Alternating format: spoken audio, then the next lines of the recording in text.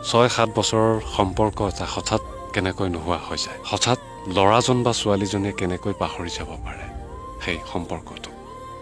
কিছুমান সম্পৰ্ক ঘৰুৱা কিছু সমস্যাৰ বাবে নোহোৱা হৈ যায়, কিছুমান সম্পৰ্ক আকৌ সন্দেহ, কাজিয়া, ভুল বুজাবুজি এইবোৰতে নোহোৱা হৈ যায়। ইমান দিনে ভালপোৱা মানুহজনক বা মানুহজনীক আপুনি কেনেকৈ সন্দেহ কৰে, কেনেকৈ ভুল বুজাবুজি হয় আপোনালোকৰ মাজত। এটা প্ৰেমৰ সম্পৰ্কৰ মাজত দুয়োজনৰে সমান অৱদান থাকিব লাগে, কাৰণ আপোনালোকে জানে যে এখন তালে কেতিয়াও নাবাজে। এজন মানুহৰ সৈতে প্ৰেমৰ সম্পৰ্কত থকাৰ পিছত আকৌ এজন বেলেগ মানুহৰ সৈতে প্ৰেমৰ সম্পৰ্ক গঢ়িব গ'লে সন্দেহটো কৰিবই, কাজিয়াটো হ'বই, শেষত সম্পৰ্কটো নোহোৱা হৈ যাব।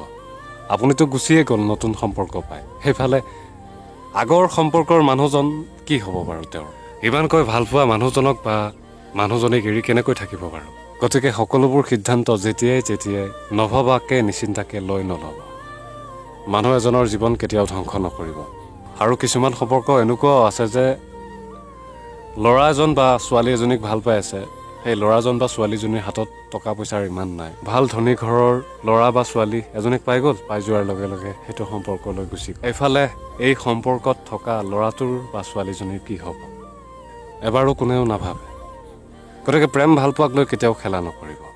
মানুহ এজন বা মানুহ এজনীৰ জীৱনৰ কথা জড়িত হৈ থাকে এই প্ৰেম ভালপোৱা। সকলোৰে প্ৰেমৰ সম্পৰ্কবোৰ ভালে থাকক, সকলো প্ৰেমৰ সম্পৰ্কত মৰম খেলা নকৰিব।